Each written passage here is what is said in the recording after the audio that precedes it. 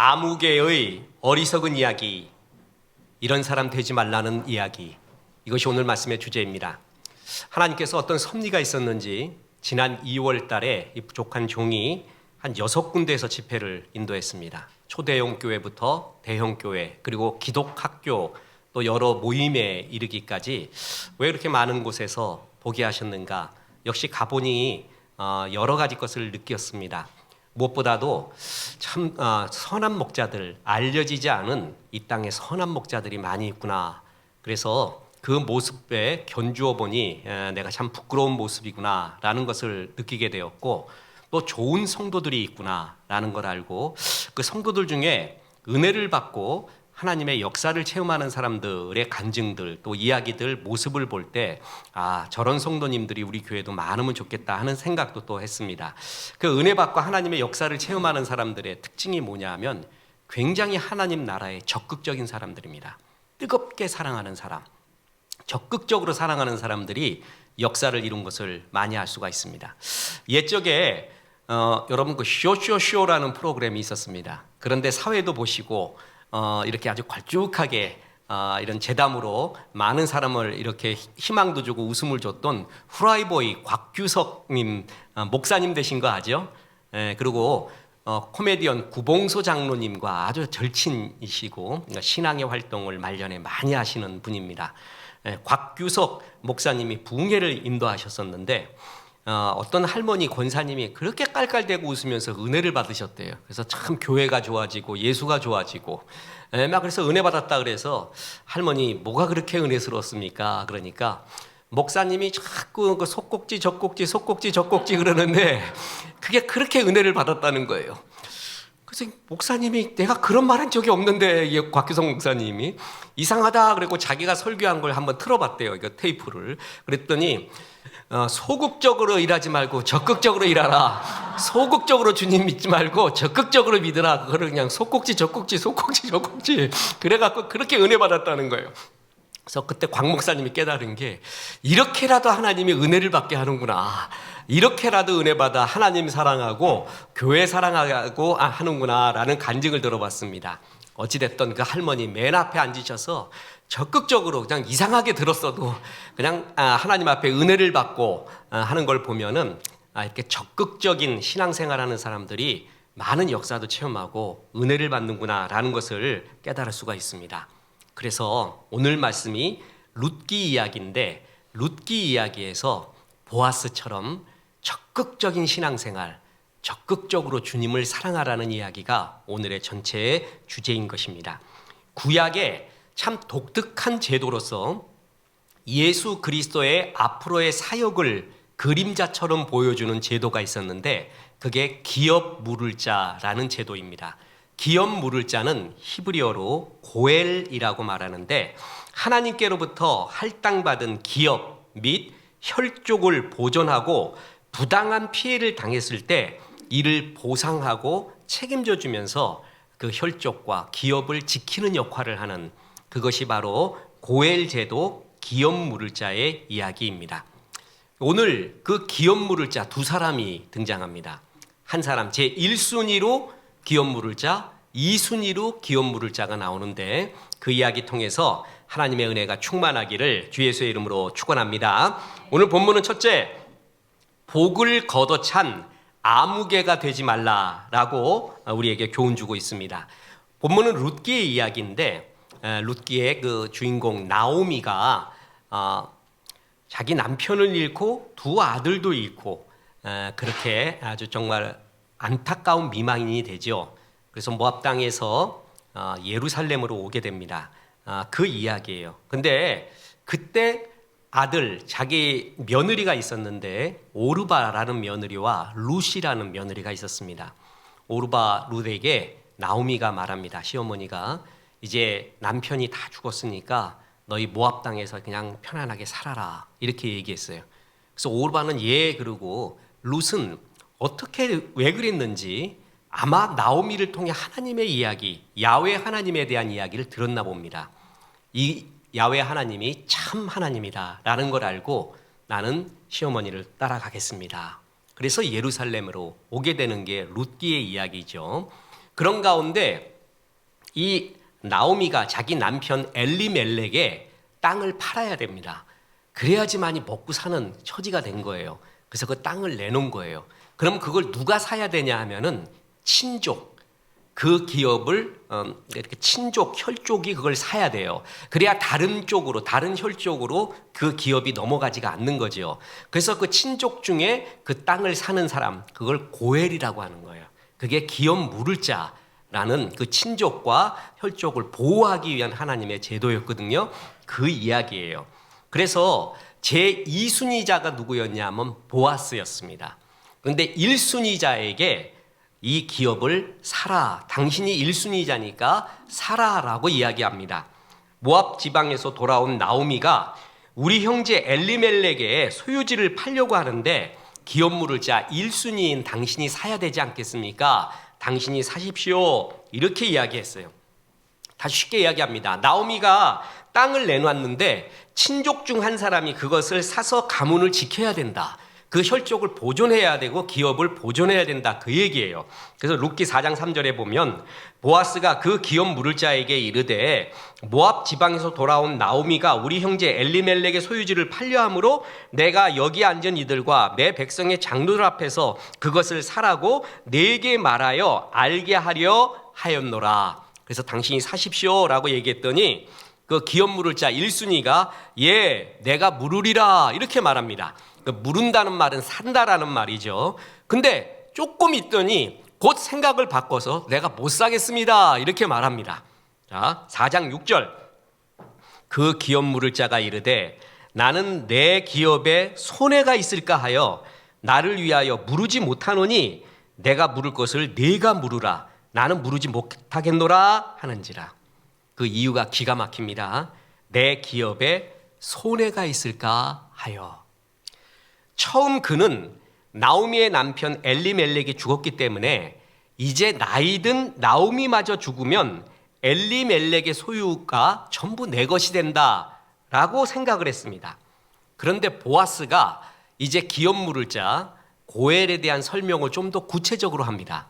그래서 뭐라 그랬냐면은 4장 5절에 보아스가 이르되 네가 나오미의 손에서 그 밭을 사는 날에 곧 죽은 자의 아내 모압 여인 룻에게서 사서 그 죽은 자의 기업을 그의 이름으로 세워야 할지니라 하니 무슨 말이냐 하면 나오미뿐만이 아니라 나오미가 데리고 온 모압 며느리 룻이 있는데 네가 기업 물을 자가 돼서 이 땅을 사면 룻도 책임져야 되고 또 하나 룻이 혹여 자녀를 낳게 되면 그 자녀까지도 책임져야 되는 게 기업 물을 자의 역할입니다 라고 구체적으로 설명을 들었어요.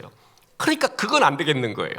나는 그냥 단순히 엘리멜렉의 땅 내가 구하면은 나오미만 죽으면은 그 모든 소유가 내 것이 되는 줄 알고 좋다고 내가 물으겠다고 했는데 보니까 손해 날 것 같아요. 그래서 내가 못하겠다. 뭐라고요? 내 기업에 손해가 있을까 하여. 이 사람은요 처음부터 나오미와 룻을 돌보고자 하는 마음은 없었습니다. 오직 나에게 물질적으로 이득이 되느냐 안 되느냐 손해가 되느냐 이런 것에만 관심이 있었습니다. 그 결과 그는 굴러 들어온 복을 걷어차게 됩니다. 룻을 통하여 주어질 복의 원천을 전부 보아스에게 넘겨주고 맙니다.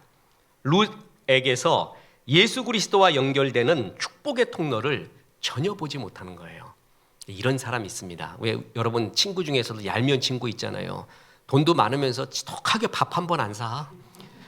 그리고 살면서도 꼭 짜장면 사면서도 아이 나 요즘 돈 없는데 짜장면 사면서도 그런 소리 하면서 사. 사람 안 넘어가게. 그리고 얻어먹을 땐 잘 얻어먹어. 그리고 자기는 지혜롭게 산대요. 이렇게 사는 게 인생 사는 거래. 그거 다 합니다. 하나님도 알고 이웃도 다 합니다. 이 사람이 바로 그런 사람이에요. 나한테 손해가 되느냐 안 되느냐. 여기서 참 흥미로운 사실이 등장합니다. 구약 성경에서 굉장히 유쾌한 구절이에요. 신구약을 통틀어 유쾌한 구절이 한 10구절이 있거든요. 사이다 같은 구절. 바로 룻기의 오늘 본문에 이 구절이 나옵니다. 하나님이 그 기업 물을 자 1순위에게 이렇게 말하는 거예요. 네 이름은 아무개다. 그 히브리어로 펠로니 알모니. 굉장히 해석하기 어렵습니다. 그 시쳇말로 우리나라 말로 거시기. 네 이름이 뭐요? 거시기요. 이게 문자 번역이 되기 힘들어서 영어에서도 such a man, 그냥 진짜 번역하기 어려운 아무개라는 번역이 굉장히 잘된 번역입니다. 룻기 4장 1절 보세요. 보아스가 그에게 이르되 아무개여 이리로 와서 앉으라 하니 그가 와서 앉으매. 아무개, 이름을 하나님이 붙여주지 않습니다. 룻기에서는 시어머니 나오미의 말을 듣고 다시 모압 땅으로 돌아간 며느리 오르바의 이름이 적혀 있습니다. 또 엘리멜렉, 말론, 기론과 같은 죽은 사람의 이름도 기록이 되어 있습니다. 그런데 멀쩡하게 살아있는 사람, 중요한 고엘의 역할을 해야 할 그 사람의 이름을 하나님이 일부러 기록하지 않은 것입니다. 하나님이 그의 이름을 기록하지 않은 이유는 인권 보호 차원에서 사생활 보호 위해서 그런 게 아닙니다. 잉크가 종이가 모자라서도 아닙니다. 그 이름을 기록할 가치가 없다라는 것입니다. 그 이름은 몰라도 된다라는 것입니다. 불쌍하고 가난한 친족을 돌볼 책임은 외면하고 오직 나만 위해서 나한테 손해보는 거 아닌가만 제일 관심이 많았던 그 사람의 이름을 하나님이 그냥 아무개라고 부르는 거예요. 룻은 비록 볼품없는 진덩이 같지만 그 안에 엄청난 하나님의 비밀이 감춰져 있다는 것, 이런 사람, 아무개 같은 사람은 모릅니다. 땅만 바라보는 사람은요, 지금 나한테 손해가 되느냐 안 되느냐만 보지 그 너머에 있는 하나님의 나라, 하나님의 영광, 결산의 날, 주님의 칭찬, 그리고 하나님 앞에서 받게 될 아름다운 면류관 상급, 이런 거 생각하지 않고 오직 이 땅만 생각해요. 여기서 손해보지 않을 일만 하려고 그래요. 손해보면 난리가 나버려요. 잠을 못 자요. 이게 아무개입니다. 아무개에 대한 설명 보십시오. 룻기 4장 6절, 그 기업 물을 자가 이르되 나는 내 기업에 손해가 있을까 하여 나를 위하여 물으지 못하노니 내가 물을 것을 네가 물으라. 나는 물으지 못하겠노라 하는지라. 이 짧은 6절에 나라는 표현이 무려 5번 나옵니다. 이 사람은 하나님도 이웃도 생각 없고 오직 나만 있어요. 내가 편안하게 살아야 되는데, 내가 물질적으로 행복해야 되는데, 그래서 멀리 보지 못합니다. 하나님의 계획을 읽어내지 못합니다. 우리 성도라 할지라도, 예수 믿는다 할지라도 아무개로 사는 사람들도 많이 있습니다. 멀리 보질 못해요. 영혼을 보지 못하고 오직 여기서 손해 안 보려고 하는 사람, 이 사람의 이름이 아무개입니다.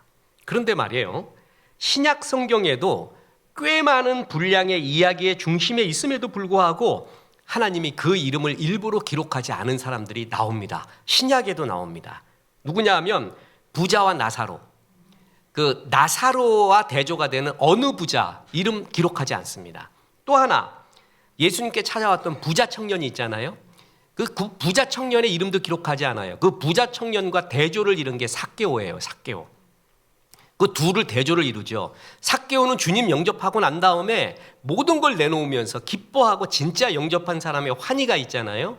근데 이 부자 청년은 아깝다 뭐 한다 그래갖고 외면해 버립니다. 그래서 그 사람의 이름도 하나님이 기록하지 않습니다. 그들의 이름은 아무개예요. 제로예요.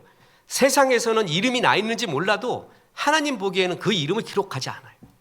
우리가 정말 믿음의 사람이라면 주님의 평가가 중요하지 않습니까? 아무개로 불리면 안 됩니다. 보세요. 누가복음 16장 19절에 한 부자가 있어 자색 옷과 고운 베옷을 입고 날마다 호화롭게 즐기더라. 이게 부자와 나사로 이름이에요.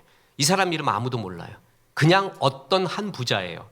또 마태복음 19장 20절에 그 청년이 이르되 이 모든 것을 내가 지켰사온데 아직도 무엇이 부족하니이까. 19장 22절, 그 청년이 재물이 많음으로 이 말씀을 듣고 근심하며 가니라.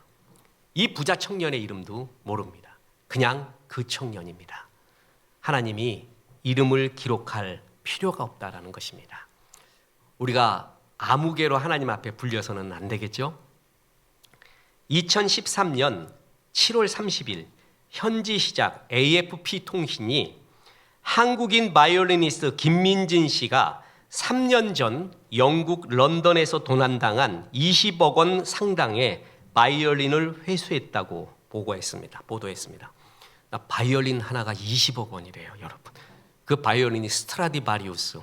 우리 교회에 바이올린 교수님, 송재관 교수님한테 물어봤더니 목사님 스트라디바리우스보다도 비싼 것도 또 있습니다.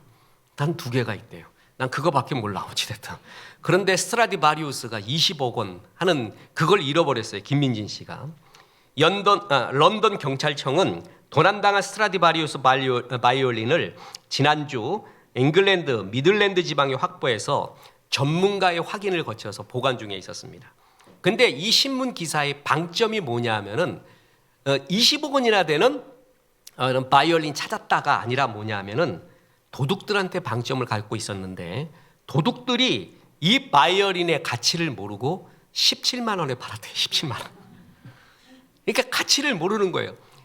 그것이 중요성을 모르면은요, 가치 판단할 수 있는 안목이 없으면 최고의 명기 역시 그냥 낡은 연습용 바이올린에 불과한 겁니다. 보는 눈이 없다는 거예요. 20억을 단돈 17만 원의 그 제목이야. 그거밖에 볼 수 없는 사람. 값어치를 모르는 사람이 있으면요, 광개토 대양비도 빨래판으로 쓸 수밖에 없습니다. 진가를 모르는 사람은 고려청자도 개밥 그릇으로만 사용합니다. 그리고 그 가치를 모르는 사람한테 주면은 셰익스피어의 친필책도 라면 받침대로 사용합니다.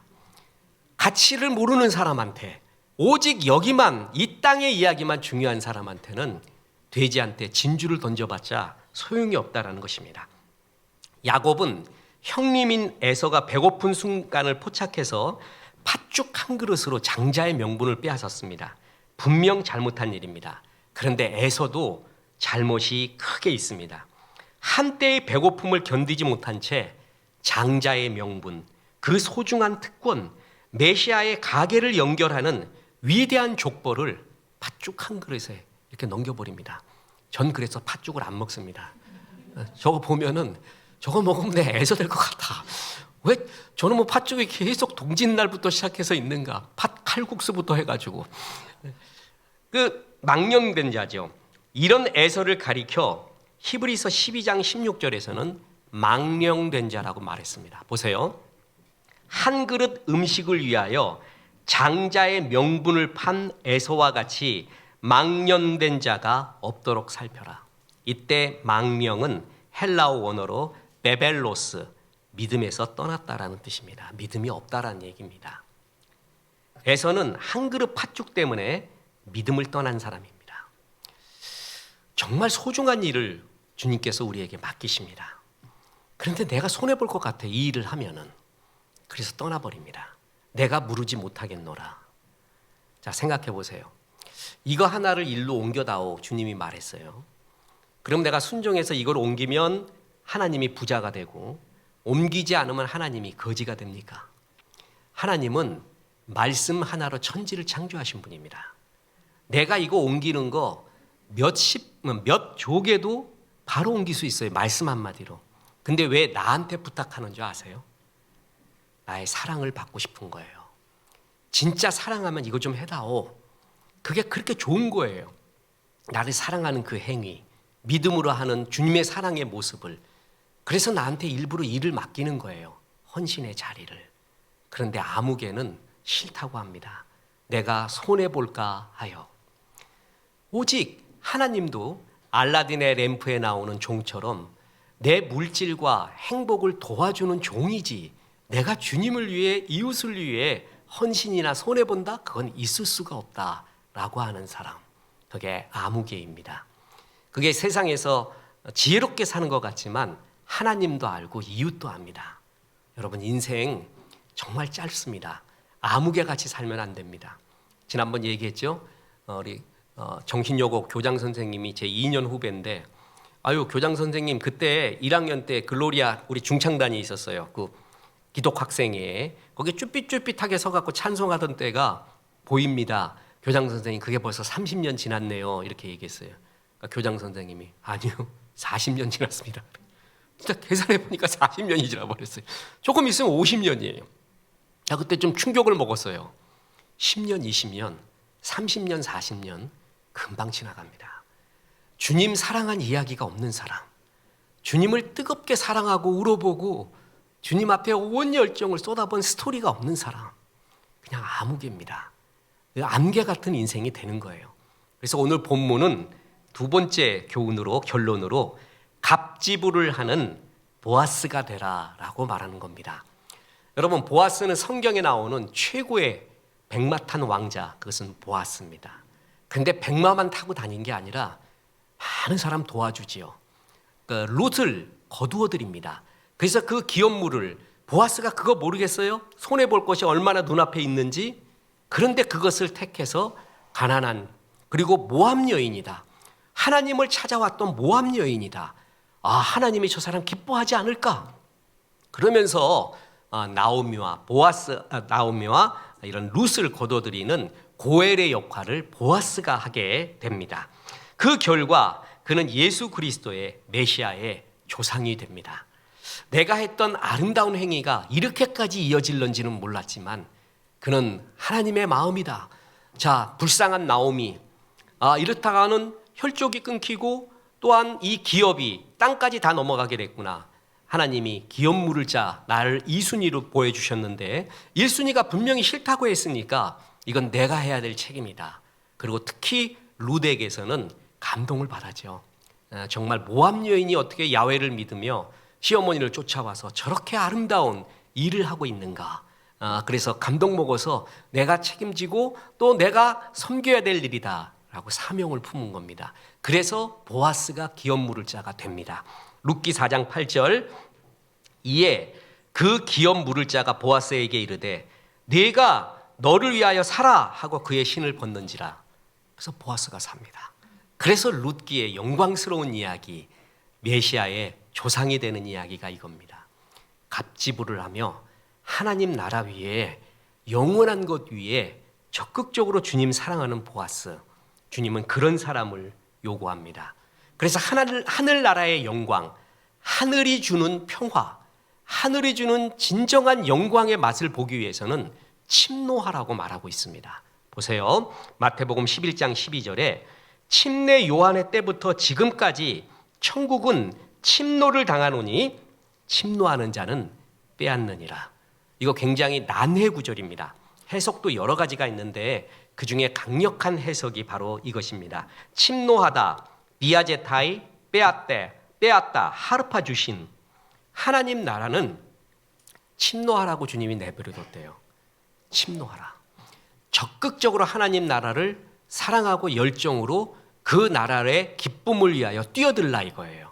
그럴 때 천국은 계속 이렇게 침노당하게끔 주님이 내버려뒀는데 그 침노하는 자가 하나님 나라의 영광과 기쁨을 맛보게 된다라는 구절이에요. 침노를 해야 돼요. 적극적으로 말해요. 예를 들어 보겠습니다. 12해 동안 혈류증으로 고생한 여인이 있었습니다. 예수님이 지나간다는 소식을 들었죠? 그때 혈류병 여인이 얼마나 지탄을 받고 너 전염병이 될 수도 있으니까 저리 가라부터 시작을 해서 이 여인은 몸이 아프면서부터 더 소극적이 되고 대인관계도 기피하게 될 수밖에 없는 상황이잖아요. 그런데 나타납니다. 그리고 주의 옷자락을 만져버립니다. 그죠? 이런 적극성, 이게 필요하다는 거예요. 그럴 때 주님이 이 여인을 치유해주고 그 믿음을 기뻐하지 않았습니까? 목사님, 저는 원래 내성적입니다. 사람 만나는 거 좀 무서워하고요. 내성적입니다. 그 내성적인 거하고 달라요. 내성적이건 소극적인 거 안에 주님 매달릴 때는 그거 없는 거예요. 성격하고 상관이 없어요. 기질하고도 상관이 없는 거예요. 주님 앞에 적극적으로 이렇게 나와서 주의 옷자락을 만졌잖아요. 침노한 거예요. 주님이 일부러 침노하게끔 그 거리를 지나가고 그것에 주님의 옷자락을 만지면서 적극적으로 하나님 나라를 침노한 게 이 여인이었어요. 또 보세요. 친구가 중풍병을 앓고 있습니다. 사람들이 많아서 예수께로 정상적으로 나갈 길이 없었습니다. 그래서 이 친구들이 중풍병 친구를 데리고 지붕을 뚫고 그 환자를 주님 앞에 내렸잖아요. 그때 주님이 이 무례한 것들아, 질서도 모르냐, 줄을 서시오, 베드로님이 한 거, 베드로가 말한 거 못 들었느냐, 이렇게 책망하지를 않고 이런 몰상식한 놈이나 이렇게 말하지 않고 그 믿음을 기뻐하셨어요. 그 열정, 그렇게 은혜 받고자 하는 열정 말이에요. 요번에 2월 달에 그 붕회를 갔는데 맨 앞에 어떤 할머니, 참 진짜 앞에서 은혜를 받아요. 아멘 하면서 찬송하면은 천국에서 지옥까지 박수치고, 그래갖고 이분 참 은혜 받겠다.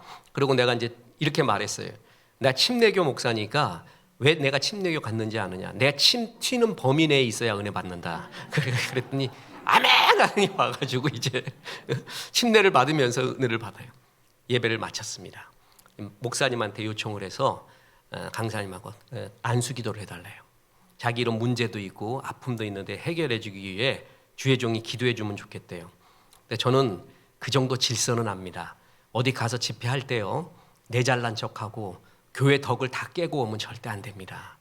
목사님 세워주고 성도들 세워줘야 되는 거 너무나 잘 알고 있습니다. 함부로 안수해도 안 됩니다. 그래서 뭐라 그랬냐면 그 질서가 있는 거거든요. 그럼 그 담임 목사는 어떻게 되겠어요? 그래가지고 목사님 그러십니까? 오세요. 그래갖고 담임 목사가 먼저 손을 얹고 그 다음에 부목사님도 오시면 좋겠습니다 하고 이제 부목사님들이 또 왔어요.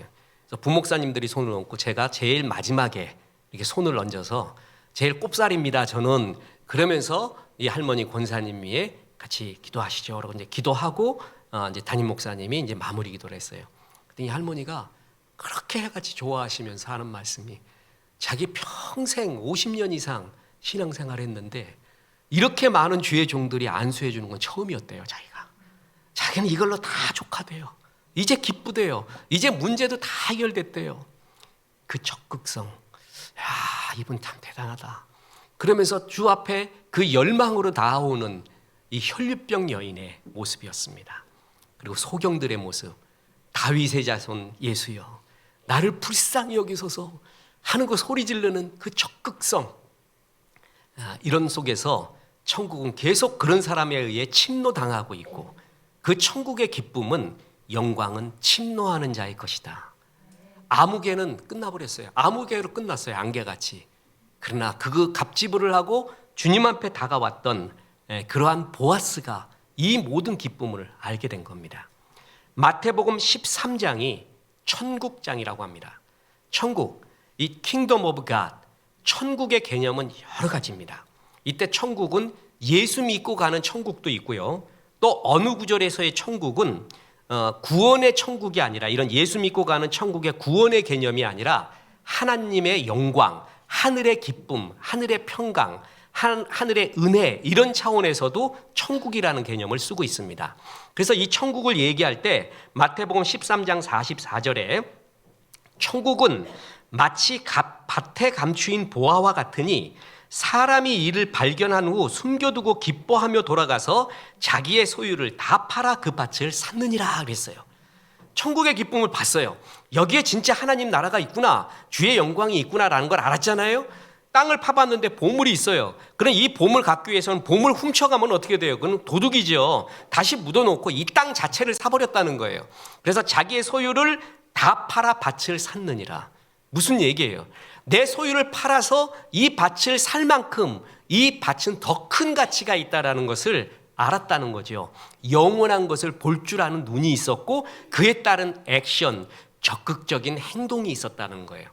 보물만 발견해놓고 내 옛날에 좋은 보물 봤어, 좋은 보물이었었어, 이렇게 추억만 얘기하면 의미가 없는 얘기예요. 그것을 위해서 자기의 소유를 다 팔아 샀다 그랬잖아요.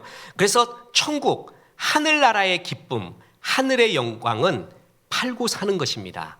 뭐냐 하면은 내 열정을 파는 거예요. 마음을 파는 거예요. 시간을 팔고 때론 물질을 팔아서 이 소중한, 더 소중한 것을 얻으려고 하는 그 기쁨의 사람, 그게 천국의 사람, 하늘의 영광을 바라는 사람이라는 거예요. 이렇게 적극적으로 뭐예요? 발견했으면 팔고 사야 되는 하늘나라를 침노해야 된다는 것입니다. 자, 밭의 이야기 44절인데 45절에는 진주 이야기가 나와요. 마태복음 13장 45절에 또 천국은 마치 좋은 진주를 구하는 장사와 같으니 극히 값진 진주 하나를 발견하매 가서 자기의 소유를 다 팔아 그 진주를 사느니라. 이 밭의 비유, 밭에 감추인 보화와 진주의 보화는 같은 주제를 말하지만 약간 뉘앙스가 다릅니다. 밭에 감추인 보화는 누가 봐도 알아요. 누가 봐도 금덩이 알아서 전문적 지식이 없어도 되는데 진주는 전문적 지식이 있어야 됩니다. 진주를 볼 줄 알아야 돼요. 그래서 자기는 좋은 진주를 구하겠다라는 열망이 있는 사람, 저 전문성이 있는 사람. 나한테 진주 주면은 구슬로 알 거예요. 구슬. 옛날에 이거 구슬치기 아시죠?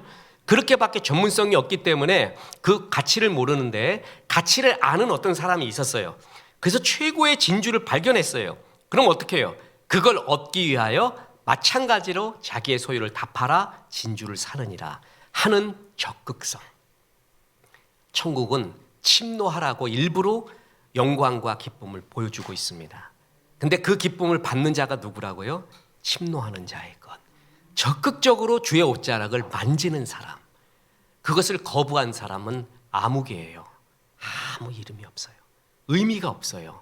근데 적극적으로 그것을 만지고 취한 자에게 주의 영광, 보아스와 같은 영광이 임하게 되는 것입니다. 우리가 어제가 106주년 되는 3.1운동이었습니다. 일제가 우리나라의 정신을 말살하기 위하여 일제시대 때 도입한 것이 하나 있는데 그것이 바로 화투입니다. 꽃싸움, 화투. 그러니까 화투가 어떻게 우리나라에 도입됐느냐에 대한 설이 세 가지가 있습니다. 그 중에 가장 강력한 설, 70%의 학자가 믿고 있는 게 일제시대 도입설입니다. 의도적으로 우리의 민중들을 아무 소리 하지 말고 너는 이 꽃싸움 갖고 놀아라. 그래서 화투를 퍼뜨렸다라는 설이 가장 유력합니다. 이 화투는 보면은 꽃 그리고 이기는 법 저는 잘 모릅니다. 화투를 진짜 못 칩니다. 우리 집에서 그 사모가 애들한테 화투를 치는 걸 제가 봤습니다. 그래서 애들과 내가 그때 정의로운 마음으로 신고를 하려고 했습니다. 신고. 그런데 그때 까뮤의 말이 생각이 났어요. 그 정의가 우리 어머니한테 총을 들이댄다면 나는 정의보다 어머니를 택하겠다. 그래서 가정의 화평 위해서 내 신고를 안 했습니다. 그러니까 뭐 10원 뭐 고돌이 이 정도 차원도 몰라요. 아무것도 몰라요. 근데 이제 곧 화토에 대한 글도 써야 됩니다. 뭐냐면은 거기에 나오는 꽃 이야기, 이기는 법, 고돌이 모든 것이 일제 문화입니다. 일본 문화입니다. 일본 사무라이 문화도 들어가고요. 그래서 철저한 일본 문화의 가치관, 일본의 가치관이 심어져 있는 것이에요. 그래서 우리 민족을 말살하기 위해, 정신 말살하기 위해 민중들은 일반 백성들은 화투놀이나 하고 있어라. 지식인들한테는 저작거리, 술 문화를 만들었습니다. 수많은 술집을 만들었어요. 지식인들 거기서 술 한잔 하면서 세상의 허물을 말해라. 이 분진 세상을 만났으니 부어라 마셔라. 그냥 그렇게 허무주의로 빠져라. 또 적극적으로는 지식인들, 문학인들을 매수합니다. 회유하고 협박해서 매수를 합니다. 그래서 서정주나 이광수 같은 사람 친일 글을 쓰게 만들고 이래서 우리 민족의 정신을 말살하고 거기에 넘어간 경우가 대부분이고 밀정 만들어서 독립군 찌르라고 말하고 독립군의 정보나 얻어내려고 하고 그래서 우리의 민족 정신이 아주 밑바닥으로 갈 때 그러나 일제 강압기 초창기 1919년에 3.1운동을 일으킨 사람도 있습니다. 이렇게만 다 산 게 아니에요. 그죠? 3.1운동의 주역이 되고 일으킨 사람도 분명히 있었다는 거죠. 이 주도 세력이 기독교였습니다. 이것은 숫자로 증명하는 바입니다. 3.1운동에 33인의 민족 대표가 있었는데 그 중에 16명이 기독교인입니다. 1919년 조선인 중에 기독교인은 그때 약 20만 명으로서 전체 인구의 1.5%였습니다.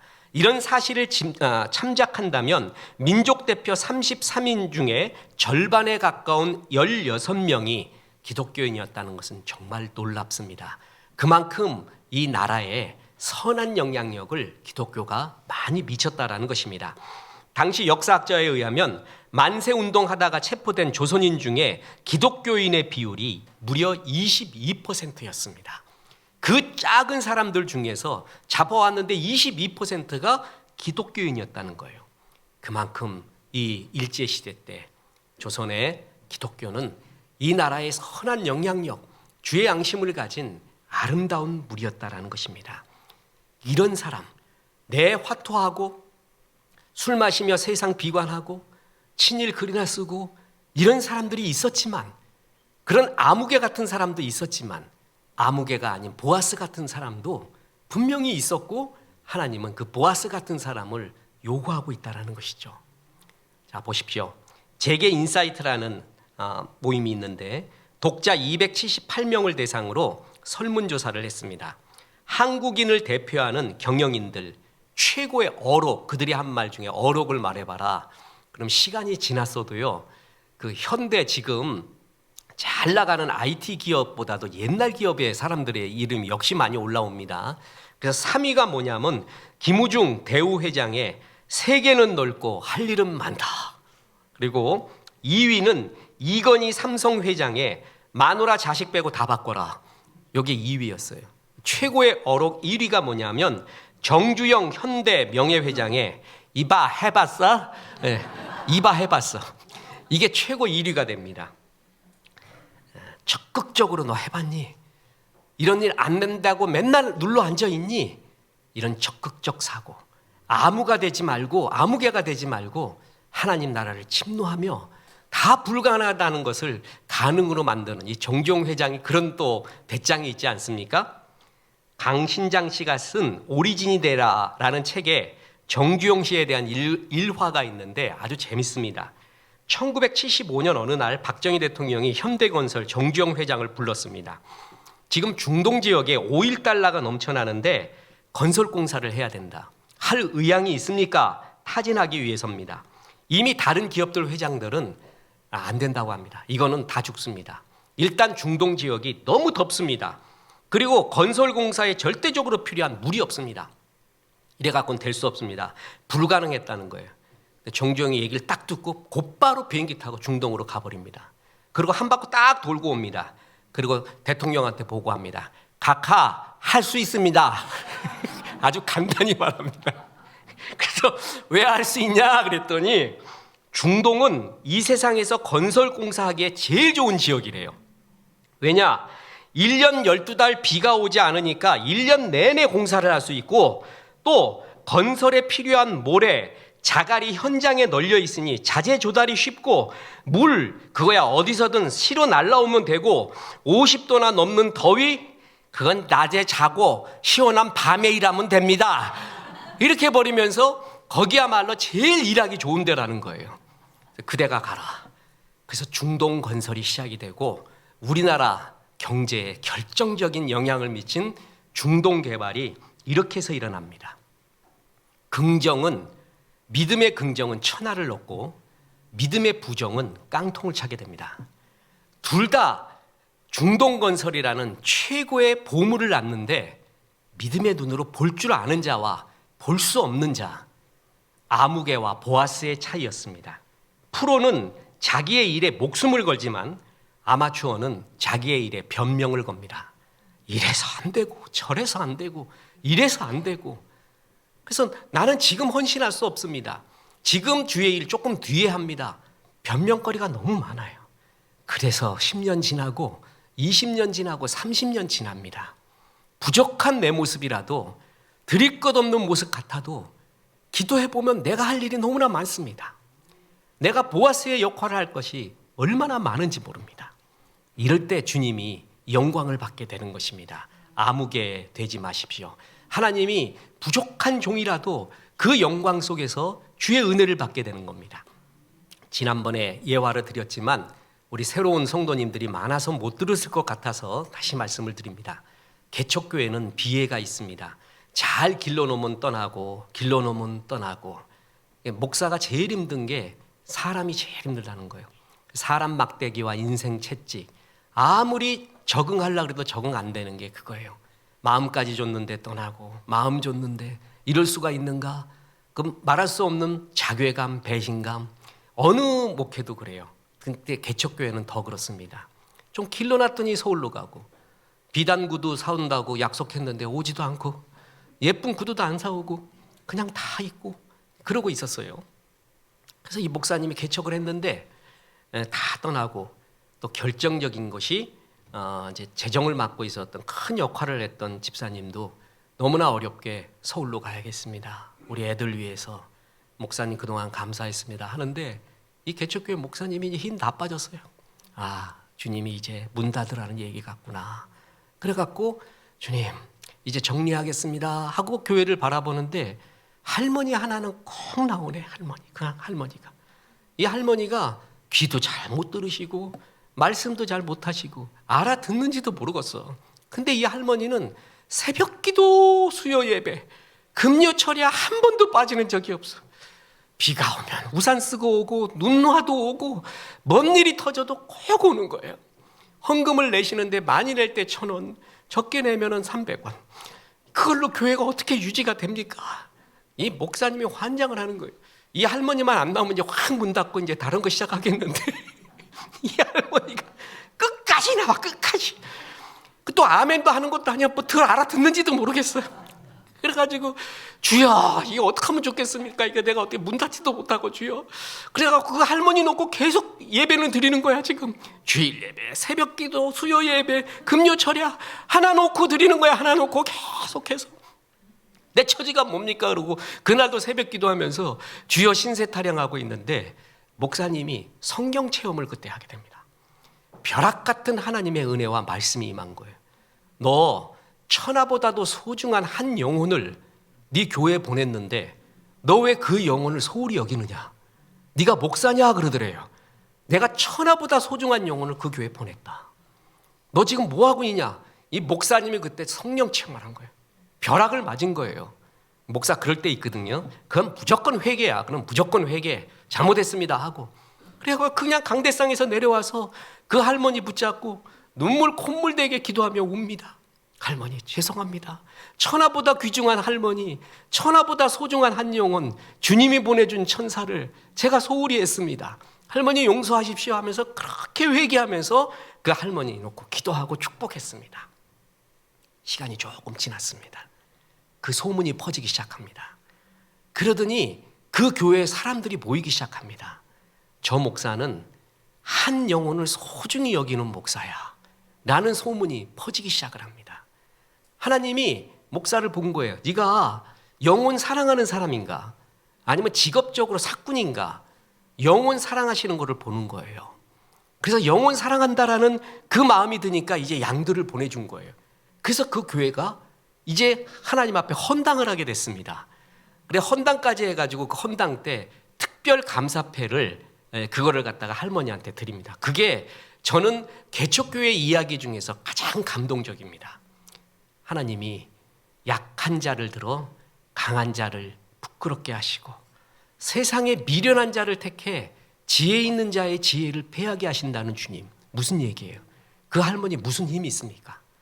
아무 힘 없어요. 아까 곽규석 목사님이 속꼭지 젖꼭지 속꼭지 젖꼭지 그렇게 해도 알아듣는 분도 아니야. 알아듣는지도 몰라요. 뭐 하고 있는지도 모르는데 그냥 예배당 나와서 예배 지키는 거야. 그냥 비가 오나 눈가 오나 새벽기도 수요 예배 금요 철야 와갖고 앉아서 기도하고 아멘하고 그냥 가는 거예요. 아무것도 없는 돈도 뭐도 없는 할머니, 그 할머니를 들은 거예요. 그래서 교회를 변화시킨 거예요. 무슨 얘기예요? 하나님 누구나 다 쓰신다는 거죠. 어떤 사람도 다 쓰신다는 거죠. 그러나 그 할머니처럼 믿음의 열정, 보아스처럼 하나님의 나라를 침노하는 거예요. 내가 은혜 받아야지, 내가 이 교회 예배 지켜야지 하는 그 적극성, 그 속에서 주님이 그 약한 자를 통해 역사를 하는 겁니다. 많이 가지고 힘 있는 자, 제가 목회해 보니까 그럽시다. 뭐냐면 진짜 하나님이 필요한 교회는 순종하고 아멘하면서 주님 앞에 이렇게 적극적으로 사랑하는 자 통해서 하지, 겉보대 멋있는 사람, 그 사람 통해 역사 안 해요. 순종하는 사람, 하나님의 은혜를 체험한 사람, 이런 보아스같이 갑지부를 하며 주님 사랑하는 사람 통해 교회를 이루어간다는 게 느껴집니다. 여러분 보아스 되십시오. 아무개 되지 마십시오.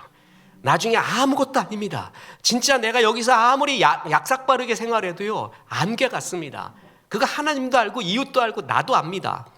그러지 말고 하나님 나라 위해 손해도 좀 보십시오. 하나님이 이거 좀 부탁한다 그러면은 예 제가 하겠습니다 하면서 주님이 주신 기회를 박차지 마십시오. 보아스처럼 되십시오. 그래서 하나님 나라 잘 이루시는 복의 통로 되시기를 주 예수의 이름으로 축원합니다. 우리 하나님 생각하고 이 나라 생각하며 찬송합니다. 582장입니다.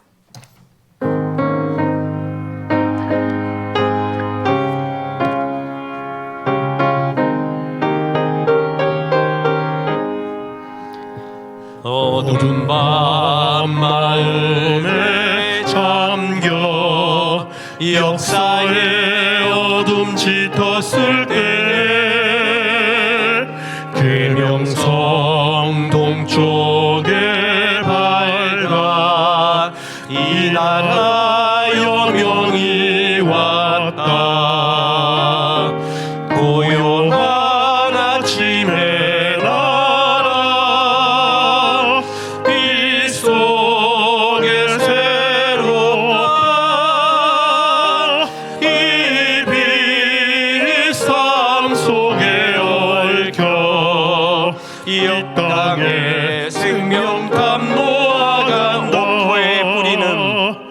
옥토에 뿌리는 깊어 하늘로 줄기가지 솟을 때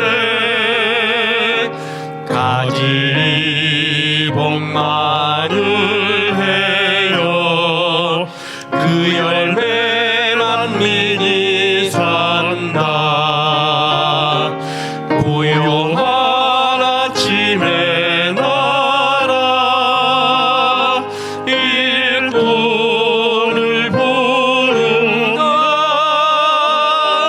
하늘 씨앗이 되어 역사의 생명을 이어가리.